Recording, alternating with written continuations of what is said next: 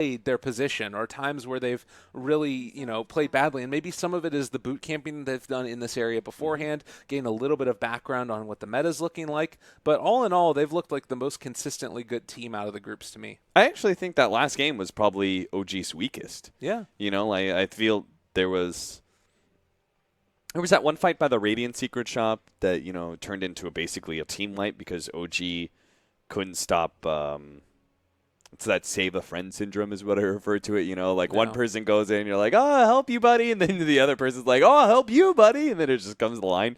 OG kind of fell into that trap and gave a little bit too much to Empire. But every other game, they've looked super clean. Very little mistakes. Yeah, and I think that it's just also at that point it was when they were starting to really make that comeback. So it feels even maybe a little bit worse than it could have actually been too, because they'd been able to claw their way back into the series after coming down to a Meepo and now sort of giving that lead away. But then it didn't end up mattering in the end anyways.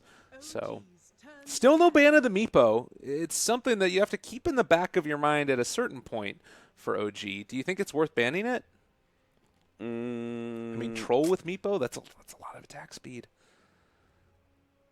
It depends on what their ideas are for what they want to pick up. Because if they keep picking up heroes that are strong team fighters and can deal with Meepo, I would say both Centaur and Visage are, very good versus Meepo. If they keep picking up those type of heroes, then no, they don't need to. And I don't really see any reason not to go down that route. Troll, Warlord. I feel like he operates some of the same spaces that Meepo does. He's another Roshan hero. It seems that is one of the things is that Team Empire like to orient themselves around Roshan a lot. Troll, Meepo, Ursa, those heroes that we mentioned earlier. So OG in that case, they should have a lot of incentive to just focus on team fight and controlling the Roshan pit and not giving Team Empire too much space. Yeah. Maybe, I don't know, even heroes that can help keep their eye on Roche with, maybe an Invoker play from Ana. Is that something that they could be looking towards? Do you think that's too slow in this type of a game? No, Invoker's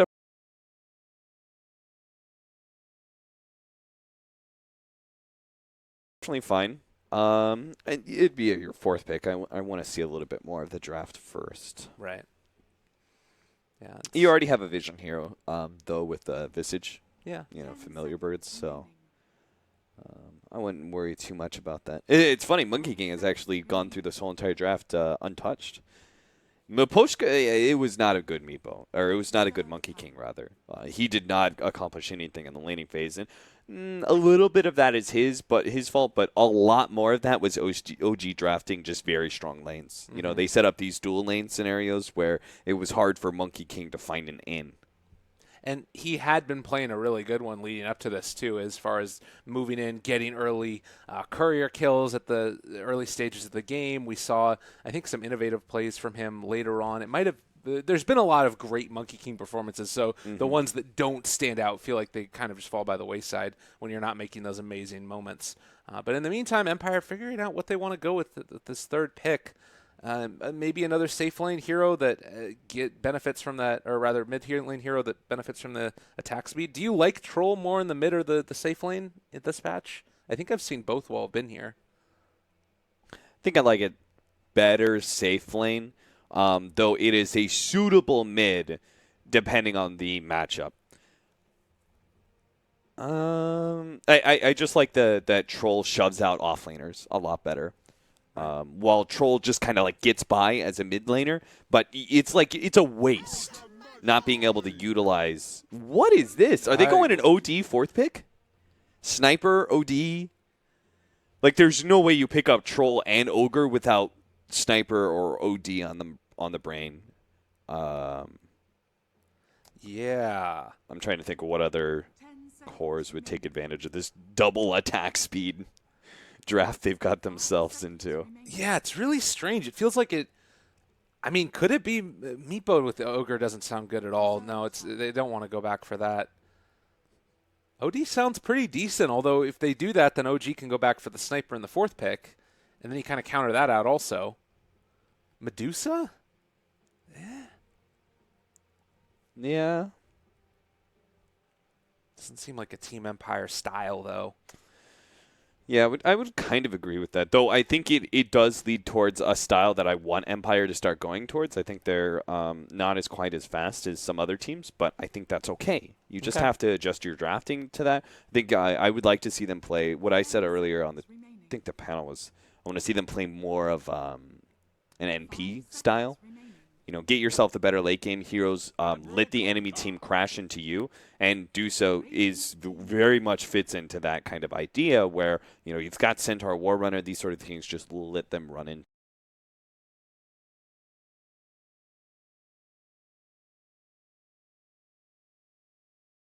you. But right now it's a bit too much team fight maybe for Dusa. You need an effective hero that's effective a little bit faster. Kunkka. Why Kunkka? Well, let's think about it. It's got, I guess, very good momentum. You can stay in the fights and you can go TP back if you are able to build a lead. Ghost Ship's amazing. I guess it's going to be a roaming Kunkka, I would imagine. Maybe he does stay in lane. I don't know. It is very strange. Yeah, it's weird.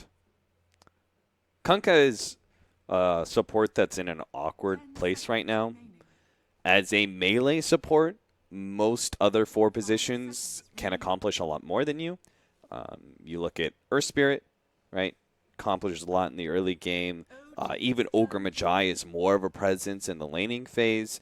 You've got Slardar, Sand Kings, better rotational heroes, have big splashy initiations, whereas Kunkka's kind of this slower build-up, X into Torrent.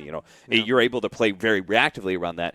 Fast Blink Crush, even if you have the right items, you may not have the reaction time to be able to deal with that initiation. So there's the Invoker for OG. I mean, if I'm looking at this setup, you've got Hoof Stomp into a follow-up Torrent, which could be nice. Maybe they try and run some type of an aggro tri-lane with these 3 heroes and pressure Team Empire. Yeah, it could be. I mean, with Visage having Soul Assumption there, it's a lot of damage. That would mean that OG would probably need to pick up a very strong safe lane hero. Maybe something like going back for a Timbersaw. Oh, Timbersaw's already banned out. I like the Lifestealer ban. Even though I actually like Troll versus Lifestealer, I do think Lifestealer, just like the EG matchup, right, where we said it's one of those heroes that even if you have the counters to it, it's still very effective. With the Lifestealer and all the team fight they would have had combined with the Centaur initiation, I think it would have been a very potent safe lane hero for OG. And it actually would have been the same exact idea that EG has with Lifestealer Invoker. They do ban away the OD, so that leaves Sniper. What else does that leave? Any other range? That leaves S. No, that's Drow? banned. No, that's banned as well. Oh, yeah. Terrorblade? Luna? What? Okay. You knew there's gonna be another shoe that drops. I think OG in many ways are being a little experimental right now, and they're gonna put a Kunkka to the test. But you also knew there was going to be the other shoe that drops. I was thinking like, are they gonna pick up a Tinker? And then Anna, has his Invoker. There is going to be the Meepo, so they still feel okay with the Meepo against OG's lineup. And What the hell is this game? I don't know. I mean, was the Kunkka literally just to be like, go ahead, pick Meepo? Because X is very effective versus Meepo because he can't actually get out. You sound a little bit not perplexed, but more concerned. I am not. No, I shouldn't be so concerned about Team Empire's lineup because honestly, it's just like it is just execution for them. Right. That like it doesn't really matter too much what OG has if you can execute this lineup that they have. Troll with a Meepo, you get that Blink Dagger, you jump onto people, poof, poof, poof, and even if he somehow, if some grace of God, he's not dead yet from the poof combination, then you just pop the Troll ultimate and these Meepos just go to work with their little jackhammers, peckering away at you. So, yeah, One other thing to keep in mind here is you've got two different sources of damage mitigation with Centaur Ags eventually and Kunkka Rum buff. Yep. So it will be able to... Invulnerable heroes? There you go. What is it like? Is it 50% for Coco's Rum? I think so, yeah. 50%. Yeah. So the old Centaur would have been 100% damage reduction. That's invulnerable heroes, Gabe. Oh, my God. Yeah. Dare to dream. Yep. I will say... if only that's how it worked. I know, exactly. Sad day. It's like, double detection to doubly... They can never get away. Yeah. It's great stuff. So No Tail going to be playing the Arc Warden. This is a hero that's seen a lot of changes to the way that he's been played. Where do you feel like this hero is at right now? Do you like any particular item build or style of play from him? Is it still the same style of play? It's a little bit more the same style of play. You're a bit more team fight heavy than split push as you used to be. Okay. But it's kind of similar. I think he's also less of a mid and more of a safe lane hero now. Okay. Small little adjustments. I'm sure No Tail will also have his own spin on it. Right. So we'll have to kind of see how things go. Because I'm sure he's going to be a lot more active than many other Arc Wardens. And he has a couple of changes. Ended up getting an increase in his Spark Wraith damage at the level 25 talent, which is not going to be super relevant. But a bunch of changes to Flux to reduce the cast range of it as it scales up with levels. And I think that that's still something that you're probably going to want to max early just to be able to have that presence in the laning stage. But the big one that changed, I believe, a patch or two ago was the increased sort of uptime of Tempest Double, where now it's around more often, but it lasts for less time. If I'm not mistaken, that's the way it works. Or they might have switched it around. But basically, you're able to have it more often. Yes. I believe you are correct in that regard. It's definitely lower duration than it used to be. Yeah. So I think you're on the money there.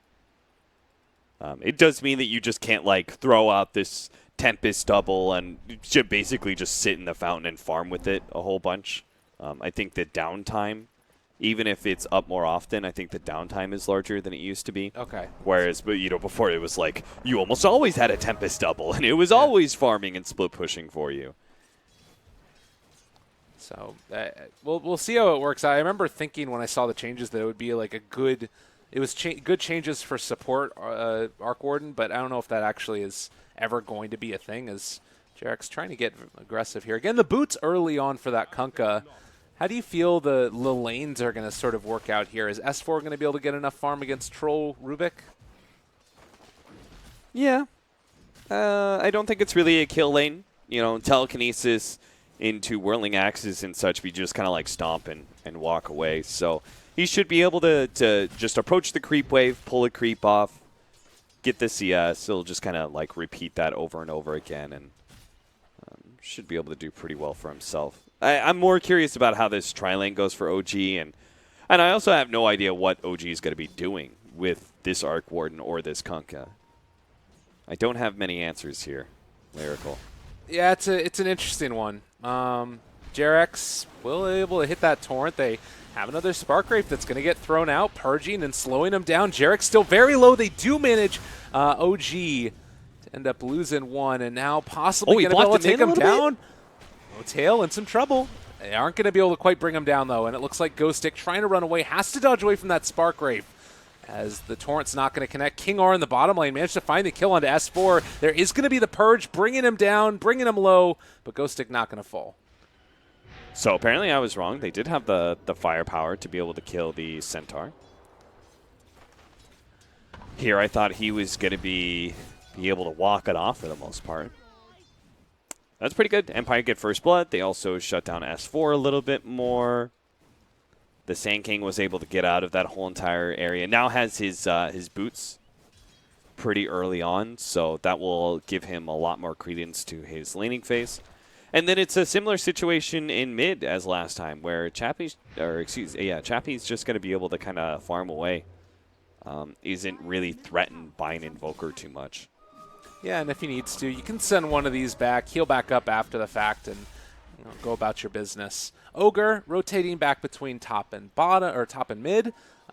Doesn't really have to stay in lane too much, although he does need to be a little bit careful at the very least, as Jarek's going to be slowed down. Torrent going to connect. They get the burrow strike as the Torrent stun came through, but still in some trouble now. They're going to X Ghost Stick, run away on Jarek's. That is still going to be chased down by the Ogre, and it looks like they're going to be able to find a kill there. Ghost Stick also going to fall, so 1-for-1 exchange. Yeah, this is still okay for Empire. Trading 1-for-1 in a 2 versus 3 scenario is not bad, especially given that King R and FN are being quite successful so far at keeping S4 down. As you can see, they're just chasing him all the way to the tower, lining up that damage.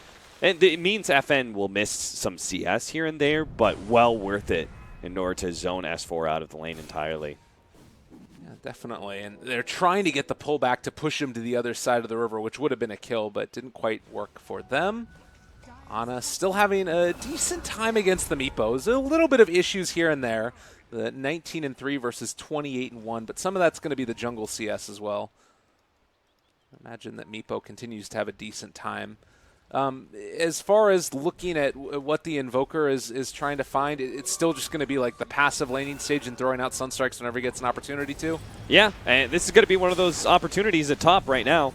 Looking for the kill, Fly in trouble, right clicks going through. They are going to be able to find that kill. Ogre soon to drop though. It's Jarek's that picked up that kill and now turned on to Ghost Stick as well. The Flux not doing anything because he was standing next to those creeps and turns to try and kill it off. Is going to be able to get a couple of the Caustic procs, not quite enough to find the kill though. Jarek survives.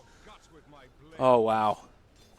Got off Ghost Walk. Ana almost died to the gank of King R and Chappie. The whole entire time I was just like, where's the Sunstrike? You know, we just kind of set up this idea that they were going to be able to go on something and give Ana the extra Sunstrike kill, but it seemed like he was being pressured a bit with the Rubik rotating out of bottom lane. Always able to give a troll 1v1 because he always wins it. I don't think there's a single offlaner that actually wins against Troll. Even Sand King has some tough times just because there's so much diversity to Troll. You know, you could play the melee role against some heroes. You could play the range role on others. It's such a fun carry to play in 1v1s because you know you can always abuse the enemy. That's good.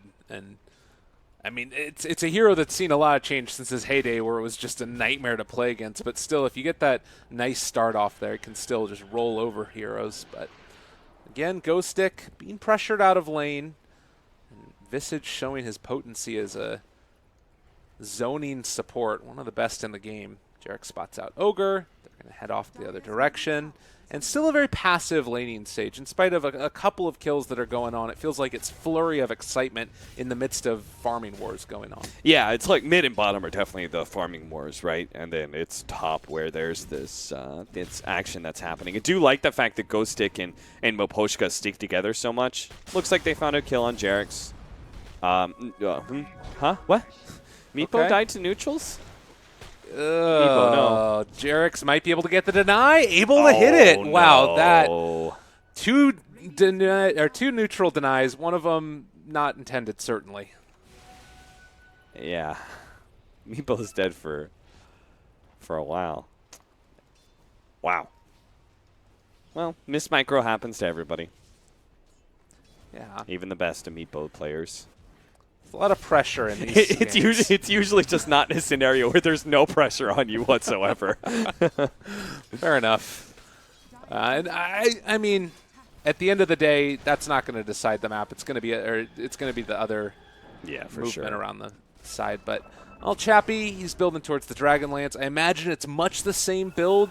Do you think that with an early Blink Dagger they'd be able to make stuff happen, or do you try and go for like the double Dragonlance and go more farming intensive? I haven't seen a double Dragonlance since the Dragonlance got that little bit of a nerf it got. So I think it's still Dragonlance. Oh, they're actually going to turn on to King R down bottom and find a kill. FN trying to get him down, and it looks like with the rotation in, Jarek's going to be able to get another X combo. They find the Sunstrike kill. Jarek's making the plays. Ghost Stick still chasing him. They have another one of these Spark Rates going out. Ghost Stick is going to fall, but he takes one in return, so a 2-for-2 exchange. Yeah, this is what Arc Warden really excels at, is getting those kind of team fights where he just he's the extra hero on the field that just kind of cleans up. Because there's two of them, he's got double fluxes, double spark race. It's so much magic damage, and early on, you're oftentimes not going to have the force staffs or healing mechanisms required to deal with that. So, great rotation by No Tail. Opens up some farm for S4. I say that, though, but it looks like he's just going to die to Chappie and Miposhka. Yeah, no way out of that one.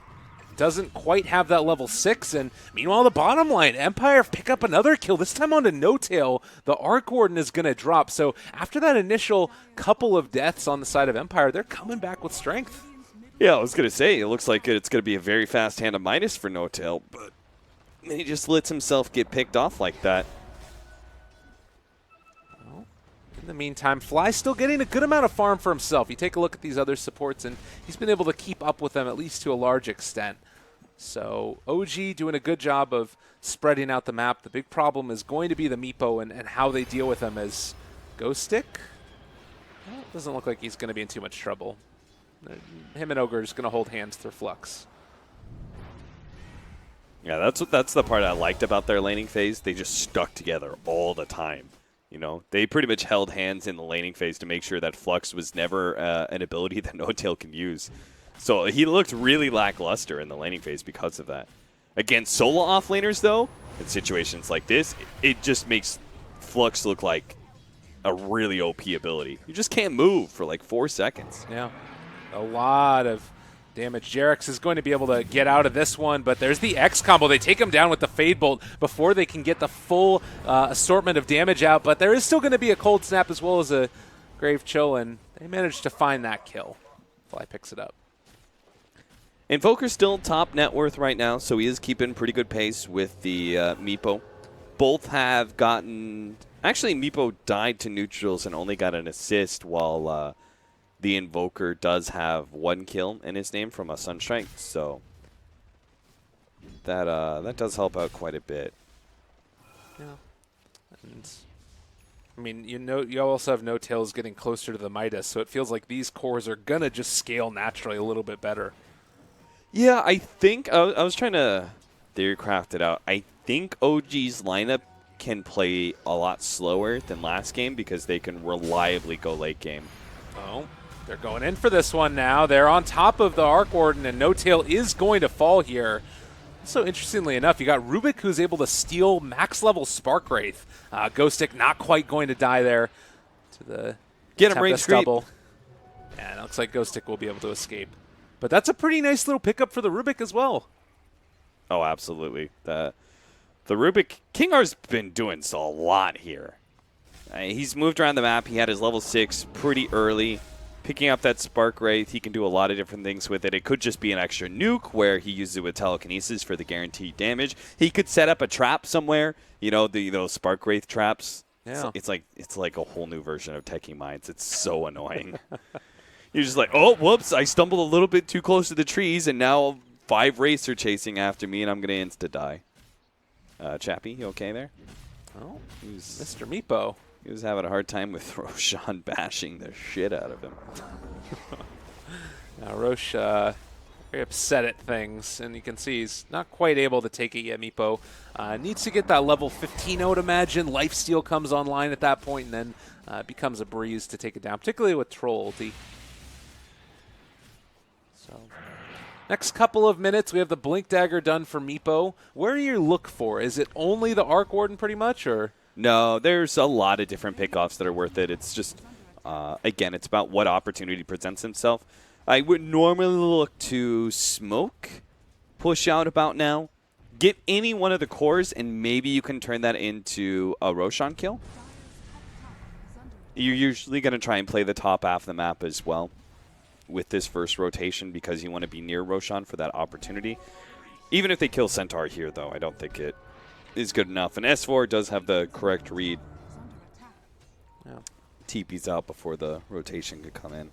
A very good decision there, and it does also look like they're going to be able to secure themselves the Tier 1 tower in the mid lane. So all in all, OG doing a good job of making these map movements that are punishing the group up that we're seeing from Empire now after the newly minted Blink Dagger gets there for Chappie.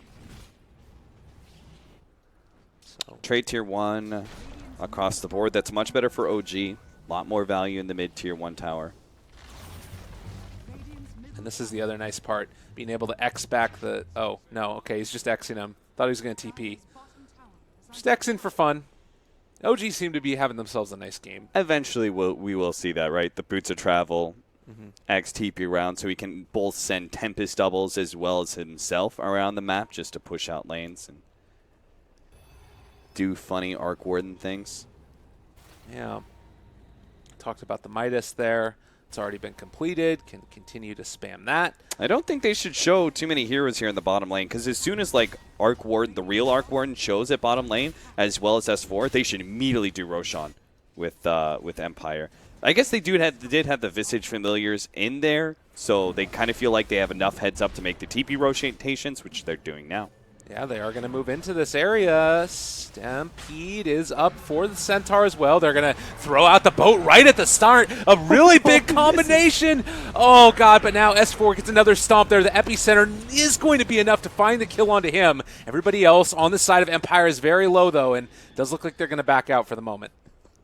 It was like both the ship as well as the Sunstrike were just a little bit too shallow in that Roshan pit, and Meepo's just sitting there in the back lines. He would have died. If he got hit by ship and Sunstrike, there's no way he lives. But Jarex takes a step too far forward, gets caught. It's now 2 heroes down. Familiars also refreshing right now, so this should be free Empire Roshan.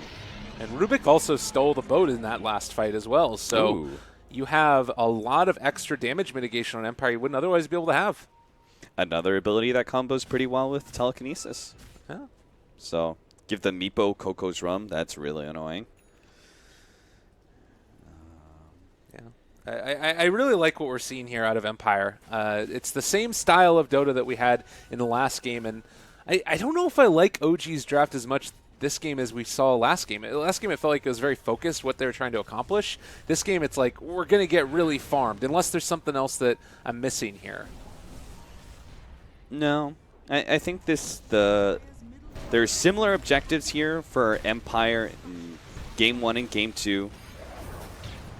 Yeah. Oh. Another big stun that comes out, and they are going to be able to bring down Mapushka fairly low. He is going to die to that meatball, but they call it off now. Empire's going to back. I think the difference is that Troll is a better secondary carry going later on to the game for Empire, so they have a little bit more of a plan B, but I still think a Meepo draft is ultimately a Meepo draft, and it's centered around him. And then OG is a little less active. You know, the last game, if they have the same kind of heroes, there's no way that they give up Aegis like that, right? They would probably win a team fight with the lineup they had last time. Man, Jarek's quick thinking, able to X himself back, and then afterwards just go for a TP after the boat, staying alive. Rotation down to bottom lane, they want to try and catch Ana with Ghost Stick. He doesn't have his Blink Dagger yet, but he looks like he's got the positioning. Yeah. There's just going to be a TP after the Ghost. Guess it, no! He guessed right, too. Oh, that hurts. And now up here in the jungle, oh, they almost got him. No Drop tail. Sentry too. Oh, come on, guys. The Ghost Walk is gone. Oh, no. Ah, man, if you're just a little bit faster, maybe. It was a close almost kill as well on the Arc Warden in the jungle by Meepo. Oh, really? Yeah, they almost caught no tail. Wow. Maelstrom is the first Arc Warden item pickup that really does give you a lot of pushing power and really speeds up his farm quite a bit. It's like a Radiance on Alchemist or Naga Siren. Finally gives the right clicks a lot more viability in clearing through creep waves. It looks like another group up for a smoke as well. And, well, maybe not. Everybody's just going to head off the other direction. They decide they don't want to smoke at that point. Can you use the Maelstrom to also fight, or is it pretty much just exclusively like? No, it's also a fighting item. Okay. It's like when Furions pick it up, right? You do a lot of right clicking in team fights, so it's value both to split push and clear through waves, as well as giving you extra oomph in the fights to come. It's still a bit of an awkward spot here for Jarex. Not quite going to be able to get ran down, but they have the Sunstrike and the kill off there on Maposhka. Again, going to drop. So, the life of an ogre. Bloodlust things and die a lot. Yeah, you just gotta, like, when you're an ogre, you just play the front line constantly. Anybody makes a rotation towards your heroes, they should always have to go through an ogre first. Because who cares if you die? You're a walking bloodlust machine, you know? Yeah, it's true. I mean, the hero's just not changed all that much in the time since that's sort of been the case, and continues to be that way. He's big, dumb, and derpy and enables others. That's what he does. I mean, there's worse things to be in this world. Yeah, true. Jarex, again, going to be the one that possibly gets jumped on here. They steal the Invis rune away, lift up, stealing Gush again. Now they found another. They're onto the Visage. He's going to drop. The boat comes out. S4 and OG maybe are going to overstep their bounds a little bit, use the Stampede, but they've been able to contain and now bring down S4. King R back at it. They've got the Aegis ready to go. Anna's on top of him, but now they've caught him. Chappie's there, is going to be able to bring down this Invoker. So 3 dead for OG. Maybe, well, that's actually just going to be the Tempest double. Still getting off all of these summons. Hey, it's familiars, right? It's like a half an extra hero. That's an extra 200 gold, so... Chappie, maybe a little bit hubris, and I thought he was going to be able to get the perfect tornado to make sure that Chappie couldn't blink forward as he ages, but that was actually wrong. He does get the original Meepo to blink forward on top of Anna, gets the ensnare that ensures the extra kill. But there was a pretty quick reaction there from Jarex in particular. He actually made it to the first life of Chappie, only traded for Visage. Similar to last game, though, OG should not be... they shouldn't be discouraged by losing a team fight because that was an Aegis fight, much like losing a Global Silence fight. It doesn't mean that you're actually losing the game. It just means that there was a brief power spike for Empire. They took advantage of it. And, well, I'm not going to say OG should go out and fight because I think with this Arc Warden hero, they still want to farm. You know, something I just also noticed, the magnetic field being laid down to defend the towers. I think that's what the Troll Warlord was meant to do, was be this tower-taking hero where you don't have to put yourself in danger. But if you lay it down, obviously you don't want to stand in the magnetic field if it's laid down behind the tower. So that allows them to defend their towers a little bit better than they would have otherwise, because, you know, you can't siege safely as effectively. Yeah, when it comes to pushing high ground, it's particularly annoying. You already don't want to go very deep into the base. You'd much rather siege from a range form. But if that does get thrown down, then you have to go into melee form, and you probably have to go a little bit like forward, even like further, just to be able to get into the bubbles. So that is going to be very obnoxious for Empire to deal with. But hopefully, if you're Empire, you're not in that scenario. Right, exactly. And this is one way to make sure that you don't end up gaining that scenario. FN going to drop it. He pops the BKB, turns to fight onto S4. They use the Stampede stolen by Rubik to run down this Centaur. And the rest of OG says, we need to get the hell out of Dodge. They're going to be able to Hex and, well, not really do much more to that Tempest double, but good play.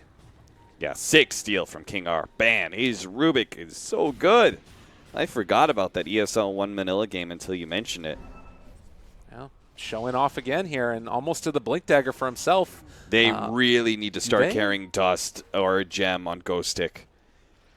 This is the second time that they have walked away from a potential kill on Anna. And now they lose King R because of it. So, I mean, they might still end up losing the Rubik there, even if they do decide to go fully on Anna. But, yeah, it's a tough one. Initiators, get counter vision. If there's a possibility that a hero on the enemy team could go invis, you should have vision for it. I mean, Ogre has it. He's quick. You know, he runs around fast. Look, this is going to end up running into some issues here. He bloodlusts himself and runs in fast so he could die quicker. Oh. Yay! It's a sad life. Oh, no. Ogre's going to a field trip to the underworld. Yay!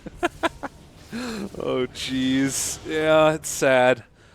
I think that the hero is like, it's great when it works out, and you have some games where he makes an impact. He's like, he can, you know, say, I bloodlusted, I won mid for my mid player, but more often than not, he just ends up dying a lot. He's the one that needs the respawn talent. Does he have one? That would be amazing. Could you imagine like a level 10? Oh my god, I would probably shoot myself if I had to play that ogre in a pro game. And I'm just like, I don't even get the breaks of dying. I'm just always dying all the time. Oh. It would be, that'd be the ultimate Pilot Die hero, right? Yeah, Wouldn't it? definitely. Well, speaking of Oh, no. dying, oh, the turnaround. S4 on top of him, bringing down Chappie. Is he going to fall, though? The meatball is sure to make it happen. Still FN on top of that Visage. Takes him down as well. Epicenter didn't really end up doing all that much in that fight. In the famous words of Admiral Akbar. Yes, indeed. They laid out a meepo trap, man. That's what you got to do. You got to lay out meepo traps. I mean, he kind of looks like a rat or a mouse, right? So Yeah. you just got to set up these mouse traps occasionally. Would you care to Beta explain hero. for those of us that are less informed the full extent of what a meepo trap consists of? Like what's It consists of baiting out an important hero. Right. Okay. It has to have some real cheese on the trap, you know? Okay, I gotcha. You have to bait out something good. So in this case, Invoker looks pretty good. You would usually like to have some sort of saving mechanism so you don't lose that valuable hero. So like a Dazzler or something would be super nice, but here it was just a good 4-staff play. And it was pretty quick. He turned around as he got Scythe of Ice and initiated on, and then they 4-staffed him. Out of the way of the nets. So that was kind of their saving mechanism. And then counter initiation, which is usually some sort of Blink Dagger hero. That was the Centaur, to be able to get the big stomp onto all those meepos, blow them up. All right. And I guess that's the way it works. Make it work. Sanjin Yasha's done now as well with the BKB there for Mr. FN himself. Lyrical, as Ben Wu likes to say, for veggies, teamwork makes the dream work, baby. Teamwork makes the dream work. I like that. That sounds like a Ben Wooism. Yeah.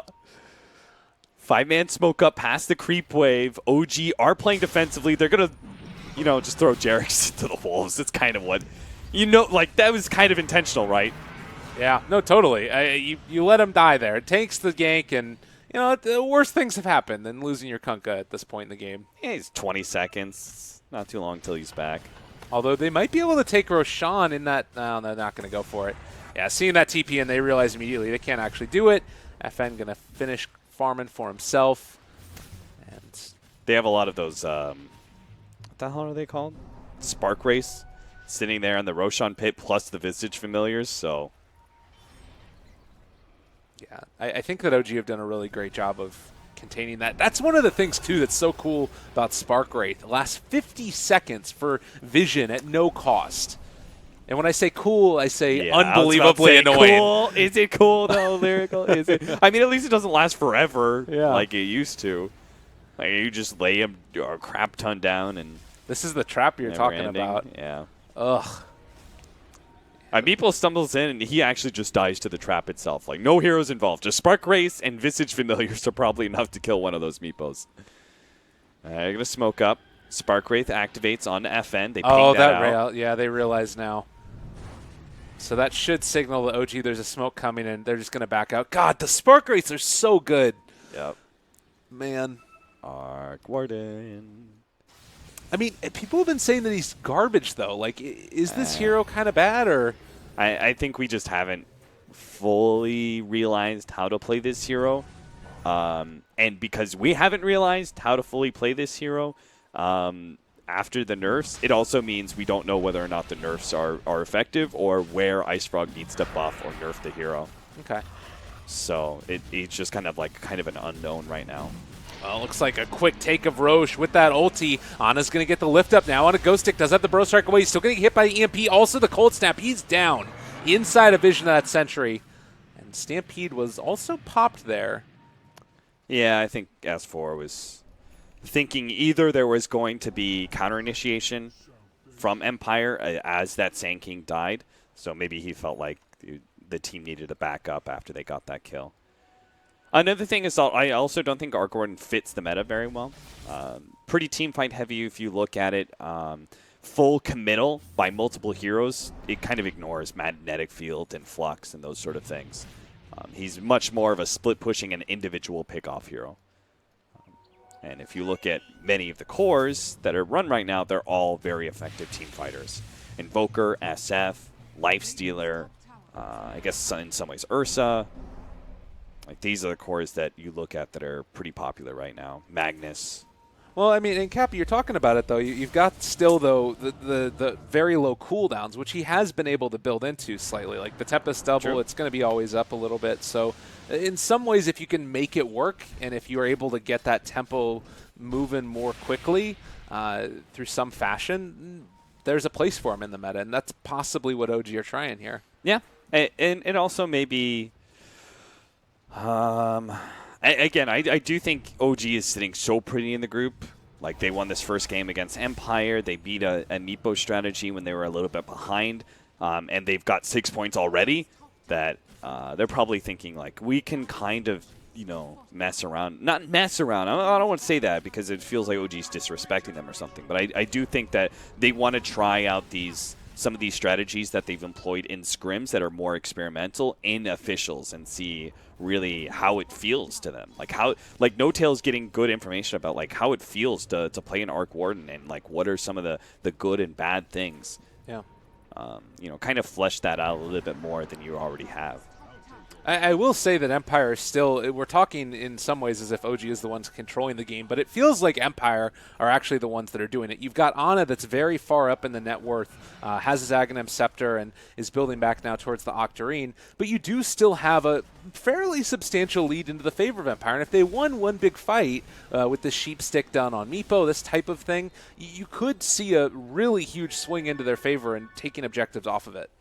Yeah, I do still think that OG has better late game, but I don't think it's very clear cut. Yeah. Empire should still feel like maybe it's a 60-40 past 45 minutes. Because Meepo usually tops out at like 35-40, depending on how well you farmed.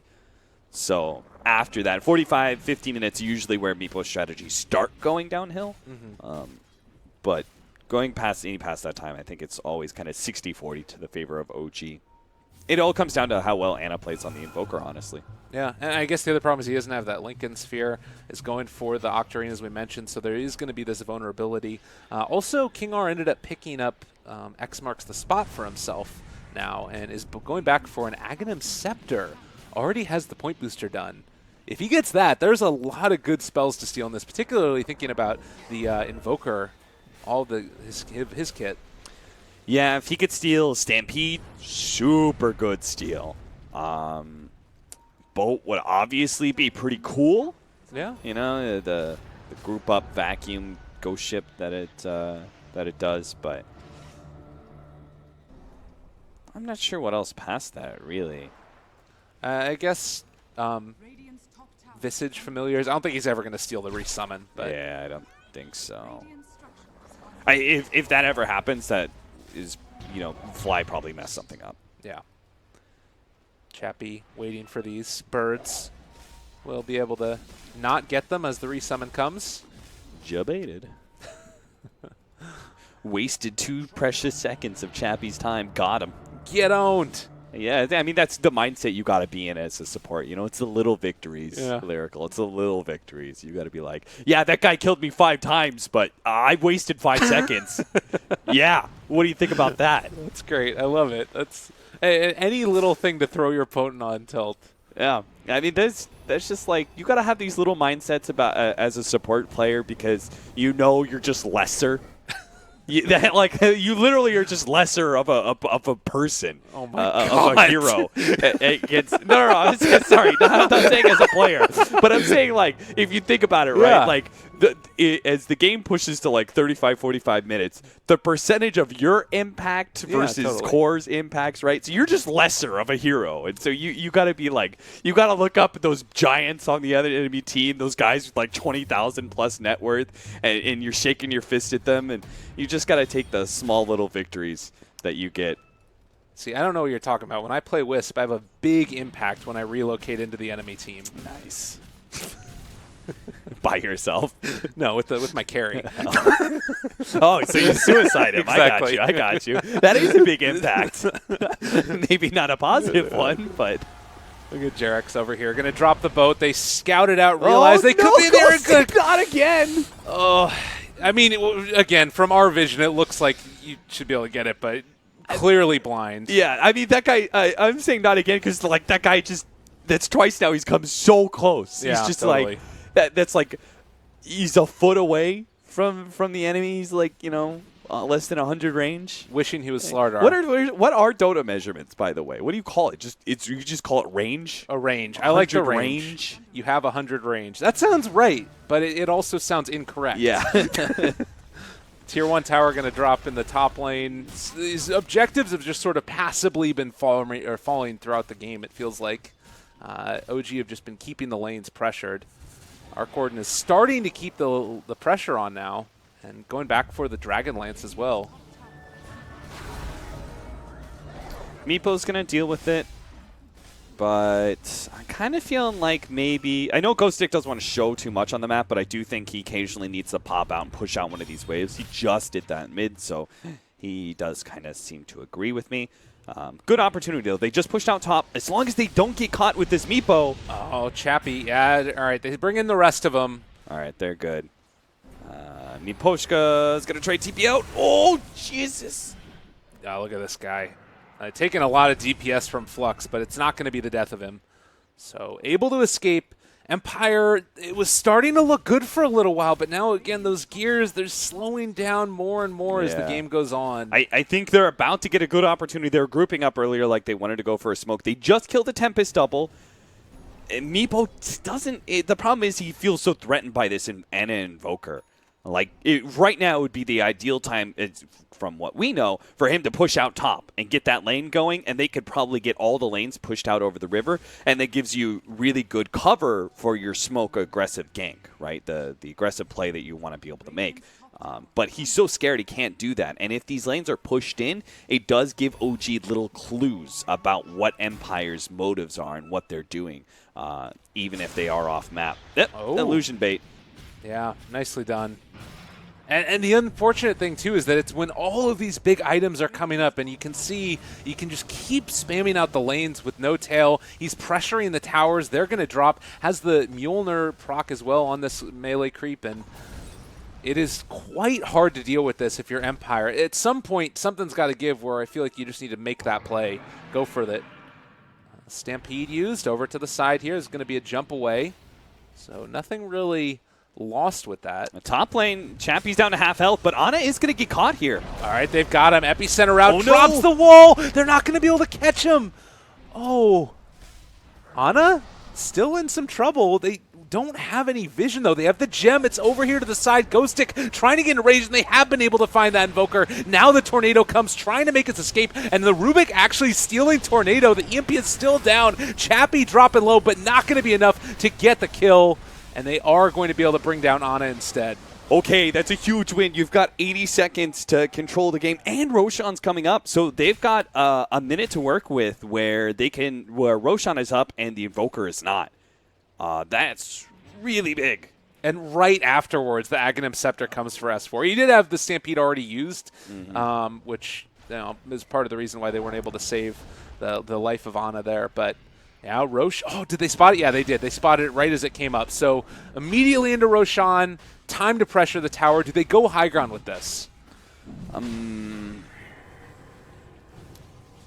They need to at least take out the outer towers. I think they need to take out the 2 tier 2s first.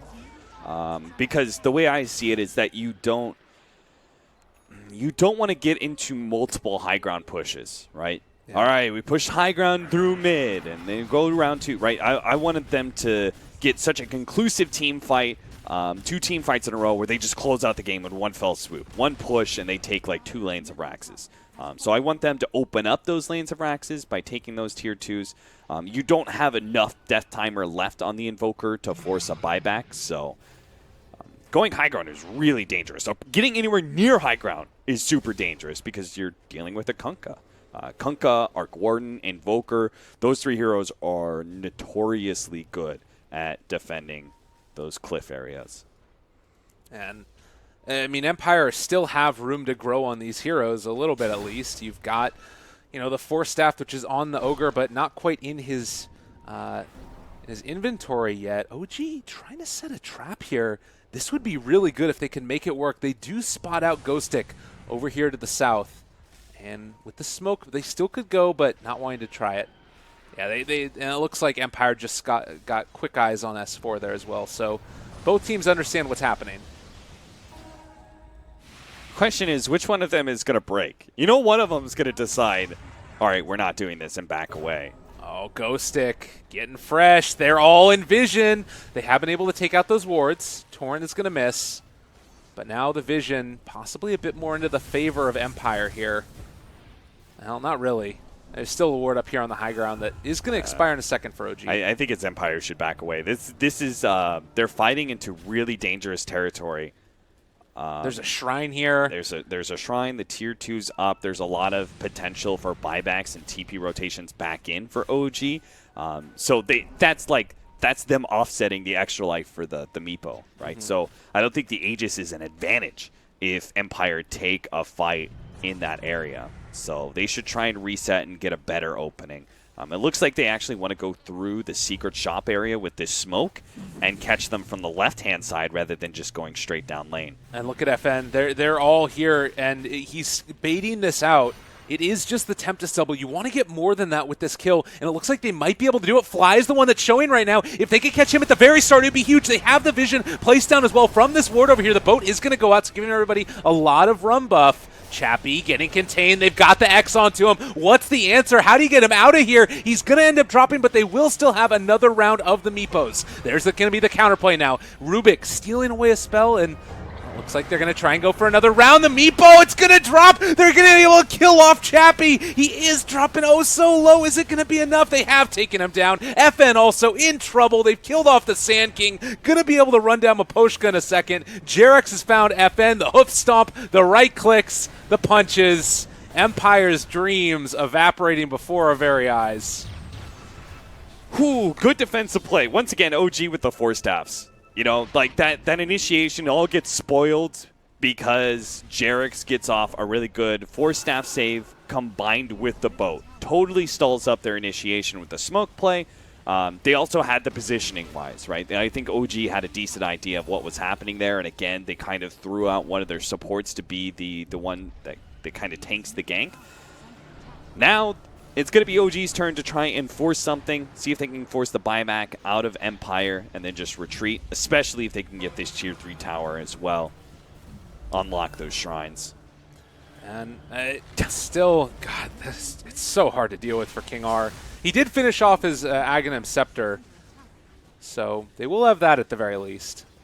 Wow, it's kind of surprising. For this early in the game, Empire valuing their buybacks more than their Raxes, and I think that's a very mature decision because I agree with them. Yeah. It sucks, but I think it's the right decision.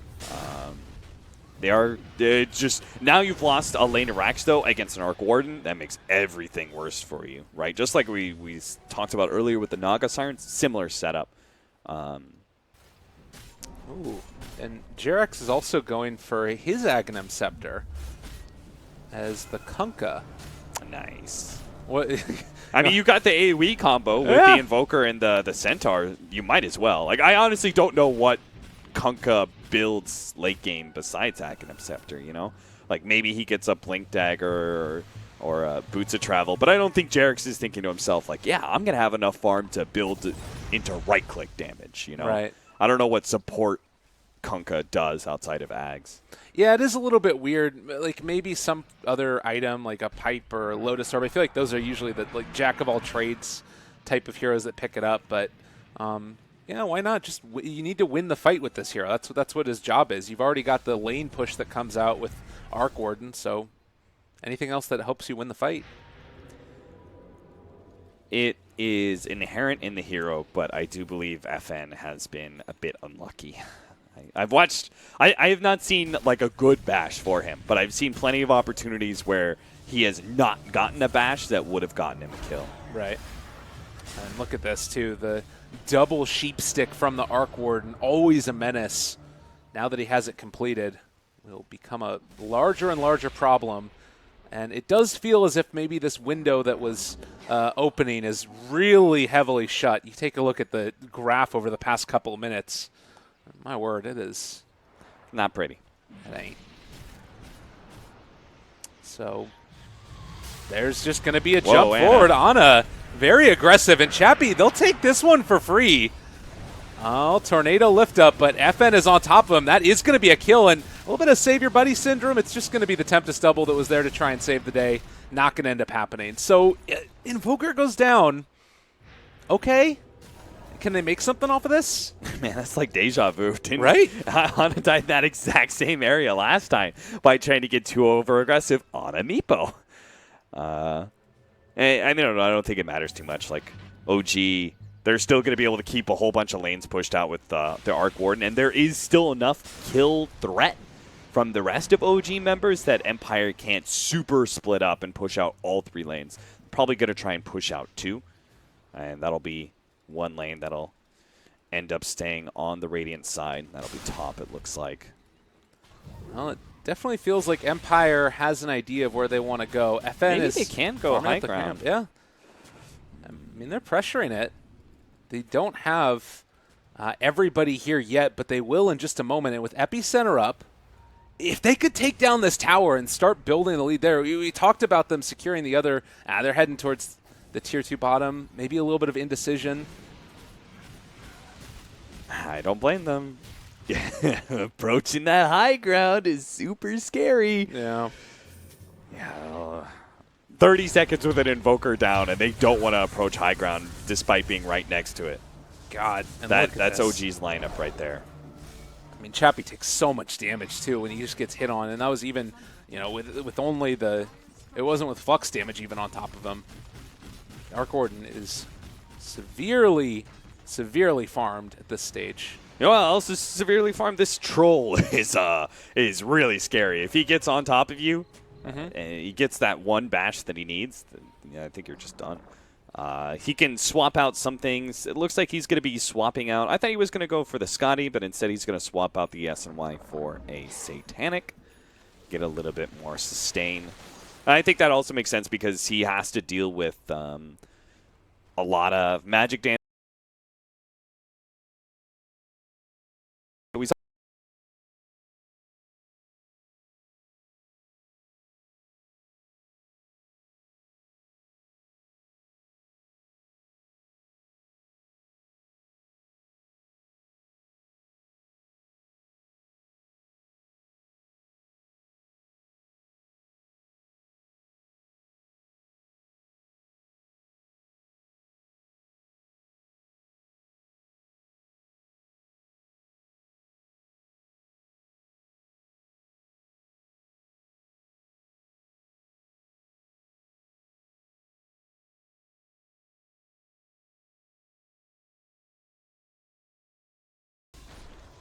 So, next couple of minutes, how do you feel like OG want to try and play it out?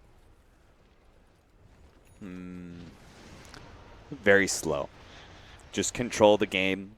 They're doing what they need to. Top and mid lane are pushing in right now. Get bottom pushed out. Build up that Octarine on their Arc Warden so you have even more split pushing power. And just wait for the opportunities to present themselves where Ana can just blow somebody up. Or Jerix has caught someone out of position with an X marks the spot or something. It's Empire who have to have more of a game plan naturally. Like, Eul Scepter, Torrent, a little bit off the mark. They are still going to be able to contain and kill off that Sand King. So, Gem down and Aegis done. Still do have buyback on the Sand King, though. yeah, he's got buyback. He also has a really low death timer. Yeah. Because the second respawn time at level 15. He wants that level 20, though. 120 gold per minute would be nice for a drawn-out game like this. God, look at FN. Does so much damage. And eventually... He hasn't gotten his level 25 yet. I'm kind of interested to see, does he go the magic resistance? Because I think you normally don't, but right. against a late game Invoker. It might be worth it. Yeah, totally. Your BKB charges start running a little bit low. He's down to 5 seconds at this point. If he can survive through it, he still is going to get kited, but it wouldn't necessarily blow him up every time. Do we have any other 25s that have come up? Meepo obviously has gone for the 400 health again. Yeah, we'll still wait to see what that troll is, but possibly the final countdown for Empire. That was my final countdown. I liked it. Thank you. Yeah. Scythe, Octarine. There's like still a lot of growth in OG. Oh, Wow. that was really close. Still a lot of growth in OG, though, you say. Yeah, it's just like you don't need to rush things too much, though. They're moving fast across the map trying to catch Empire right now. They've almost got him. Oh, they got the X. They pulling him back in. The boat as well to push him. Chappie finally going to get caught out. Buyback is going to be there, but it hurts to have to spend it. Yeah, most certainly does. That's what we were talking about, right? Like, just split push and like get all the lanes pushed in until you see an opportunity like that. And once OG spotted it, they moved real quickly. Yeah. Catch him out. Now, here's a question. Base race. Is there any chance that we see that happen? Like, could Empire try and keep this bottom lane pushed out and just say, screw it, we're going to be going for the tier 4s? Is that something with this lineup that they could aim towards? I don't think Empire's experienced enough to be able to make that kind of call. Okay. You have to have a lot of experience and a lot of understanding of everything that's going on in Dota in order to make the call for a risky play like that. To just, like, oh, it's all TP bottom, let's just go for the base race, So more often than not, less experienced teams will just stick with what they know, which is team fighting. Oh, there's going to be another pullback. The X marks the spot, able to keep that Centaur alive. The Tempest Double still doing some damage. No BKB popped as of yet from FN. Might need to use it now as he's out of mana, but not deciding to go for it. Instead, Sunstrike coming in isn't going to be able to quite bring him down either. So OG maintaining control of Empire's base.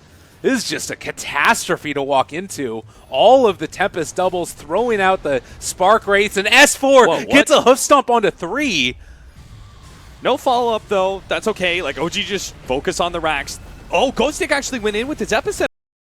To die from that one. FN is able to take down the Tempest Double again, but this is Meepo still dead for a little while. They also are going to end up losing King R. Everybody is dropping inside the base. My goodness. Chappie now jumps in. They've actually got the boat out and perfectly controls that one Meepo. They're going to blow it up pretty quickly. All right, Chappie's going to end up falling in just a second. Ghost Scepter not able to keep him alive. Buys back immediately. Needs to get back into the fray, though. Can they bring down Ana? Right click's coming in from FN. It's not nearly enough. Fire Blast as well. It's going to be able to bring him low, but that is just the Aegis. No Tails Tempest Double is still there, and S4 with the hoof stomp. They're going to keep control and keep running at Empire, who just do not have the answer that they need. Tornado lift up and Sunstrike to strike them down. Chappie is gone, Ana unstoppable, and it's looking like OG are ready to die fountain. They don't give a damn anymore. Yeah, there's just no way FN by himself can be the damage dealer to push back OG, so they're just going to dive into this. Fountain doesn't matter. Force the GG. And the Meepo pickers are down. Empire try and pick Meepo twice against OG and are slap boxed down pretty quickly. Well, OG maintain their perfect streak through Group A. I don't think that anybody is surprised. Does this change your impression of Empire at all, or do you still think that they're one of the teams to watch out for in this Group A? I think there's still enough question marks about them.